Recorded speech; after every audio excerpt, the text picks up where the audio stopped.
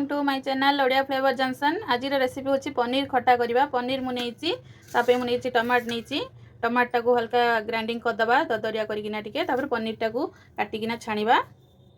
टमाटर को मु काटी देची टिके अल्प ग्राइंडिंग कर दबा। टमाटर एमती ग्राइंडिंग हो जाईची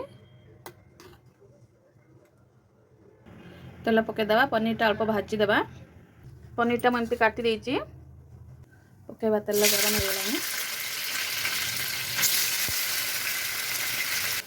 पनीर टा छाणी हो जाइए। बेसी आपको आम छाणीबानी एमती हल्का ही छाणीबा। बाहर कर दबा।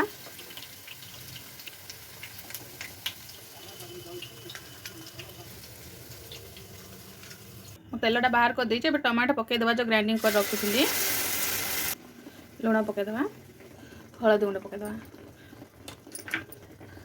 आपण मैंने देखुं लाइक सब्सक्राइब कमेंट करूना करंतु और बढ़िया बढ़िया रेसिपी मैंने ओडिया खाइबा सब छाड़ी। देखंतु पनीर खटा बहुत टेस्ट लगे। टमाटोटा सिझुची आम ए गुड़ पकेदबा। टमाटा सिझी गला पनीर पकेबा। पनीरटा पकेदबा खटाटा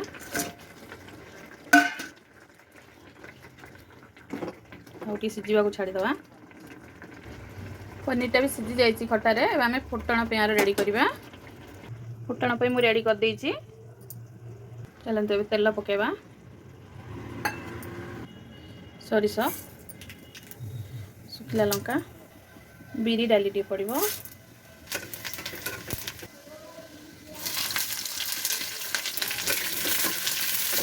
एटा देखंतु कला जीरा आ ये पान मौरी एटा फुटण पकेबा। एटा हेंगु टी पकेदबा। फुटणटा हो जाइए पकेदबा। पनीर पनीर खटाटा हो गला कंप्लीट। देखंतु हो गला पनीर खटाटा हो जाइए। आपण मानू भल लगे लाइक सब्सक्राइब कमेंट करंतु। देखंतु केते बढ़िया होईची।